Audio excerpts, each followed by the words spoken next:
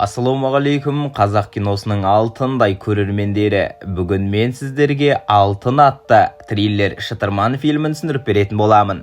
Фильм болашақтағы дистопиялық әлемде басталады. Жаһандық соғыс өркениетті күйреу шегіне жеткізген. Біз басты кейіпкер Виджилмен танысамыз. Ол аптабыстық шөл арқылы жүріп жатқан жүк пойызында келеді. Жолда ол аш ана мен баланың оның тамағына қарап тұрғанын байқайды. Виджил оларды аяп, ақсаңдап барып нанын береді. Станцияда түскен соң, ол Кит деген адаммен кездеседі. Ол Виджилді қосын деген жерге апаруы керек. Виджил бетін жуып жолға дайындалады. Бірақ Кит суды көп жұмсама деп ескертеді. Екеуі пикапқа мініп жолға шығады. Жолда Кит су мен жанармай үшін қосымша ақы алатынын жеткізеді. Мұны естіген Виджил ашуланады. Себебі $200 ішінде бәрі бар деп ойлаған. Бірақ жүргізуші кері қайтамын деп қорқытқан соң, ол келісуге мәжбүр. Виджил кондиционер қосуға тырысады. Бірақ Кит мотор қызып кетеді деп өшіреді. Біраздан кейін көлік доңғалағы тесіледі. Виджил доңғалақты өзі ауыстыра бастайды. Сол кезде олар бір жабайы иттің басқа бір жаралы итті тірідей жеп жатқанын көреді. Кит шабуыл жасаған итті қуып жібереді де, жаралы итті азабын тоқтату үшін таспен өлтіреді. Түнде олар шөлде лагер құрып, елдегі жағдай туралы сөйлеседі. Кит Виджилден не үшін қосынға бара жатқанын сұрайды. Виджил жұмыс пен жақсы өмір уәде етілген жарнаманы көрсетеді. Кит күліп, бұл тек арзан жұмыс күшін тарту үшін жасалған жалған уәде екенін айтады. Ол жерде тек қиындық пен ауыр еңбек бар дейді. Бірақ Виджилге бәрібір. Себебі оның бұрынғы өмірі де жақсы емес. Келесі күн олар жолды жалғастырады. Бір кезде Виджил рөлге отырып, Кит ұйықтап қалады. Осы сәтті пайдаланып, ол кондиционерді қосады. Бірақ бұл үлкен қателік. Көлік қызып, істен шығады. Кит ашуланып айқайлай бастайды. Виджил кешірім сұрайды. Кейін Кит көлікті жөндеп жатқанда, Виджил шетке барып келеді. Сол жерде ол тастардың арасынан жылтырап тұрған нәрсені байқайды. Бұл алтын екен. Ол Китті шақырып, екеуі тексереді. Кит оттықпен тексеріп, бұл шынымен алтын екеніне көз жеткізеді. Бұл жаңалық оларды қатты қуантады. Себебі бұл өмірлерін өзгертуі мүмкін. Олар алтынды шығаруға тырысады. Бірақ ол өте үлкен, әр жерге терең кіріп қалған. Тіпті арқанмен көлікке байлап тартуға тырысады. Бірақ алтыны өте ауыр болғандықтан арқан үзіліп кетеді.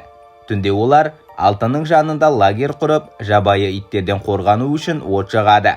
Сөйлесе келе, екеуі өздері шығара алмайтынын түсінеді. Сондықтан экскаватор қажет деп шешеді. Кит Виджилге жақын қалаға барып, экскаватор табуды айтады. Ал өзі алтынды күзетіп қалады. Ол қалада таныстары бар екенін. Бірақ Виджил өзі қалатынын айтады.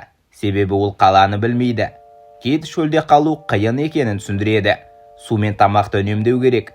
Ал қосымша ресурс жоқ.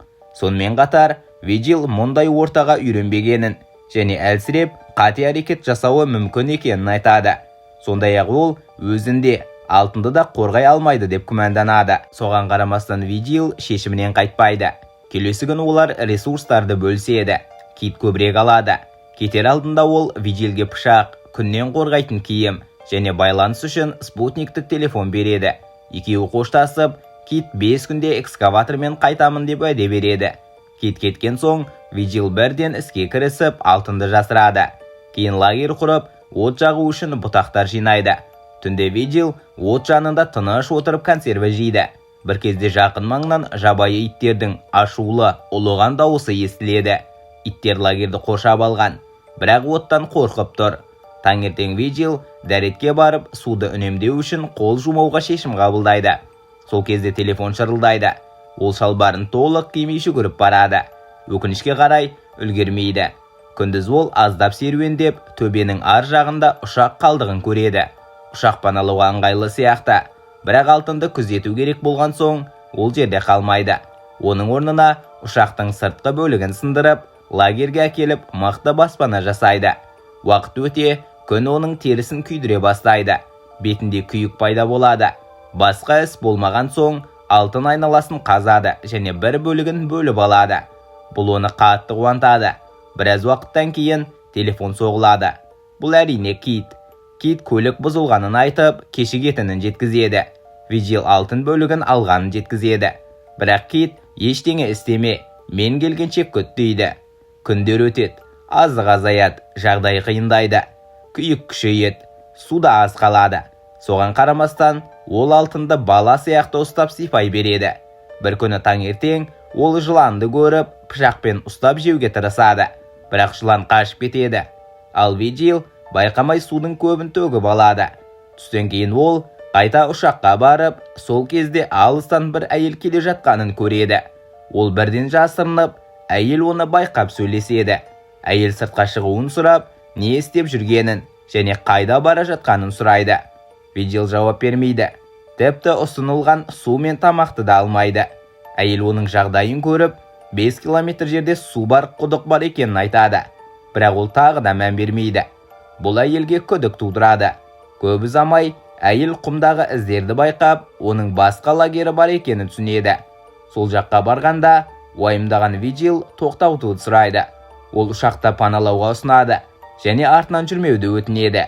Әйел тағы да не үшін шөлде отырғанын сұрайды, бірақ жауап жоқ. Күйзеліске түскен Vigil жүйкесі сыры беріп, оны жалғыз қалдыруын өтінеді. Әйел кеңес беруге тырысқанымен, бірақ алтын жаққа қарай жүре бастайды. Ал Vigil артынан ереді. Екеуі лагерге келіп, әйел не жасырып отырғанын білгісі келеді. Vigil келуін талап еткенімен, әйел ашуланып дауласады. Ол оның қала жақтан келіп, қалағанын алып отырғанын айыптайды. Содан кейін ол лагерді ақтара бастайды. Ашуланған Vigil күрекпен оның басынан ұрады. Бірден өкініп қалады, себебі оны өлтіріп қойғанын түсінеді. Кейін оның заттарын алып, көму үшін шұңқыр қазады. Бірақ көп ұзамай, иттер иісті сезіп, қабірді қаза бастайды. Ашуланған Vigil денені алып, алысырақ көмеді. Бірақ бұл тағы да иттерді тартады. Амалы қалмай, ағаш жинап денені өртейді. Себебі иттерге жем болуын қаламайды.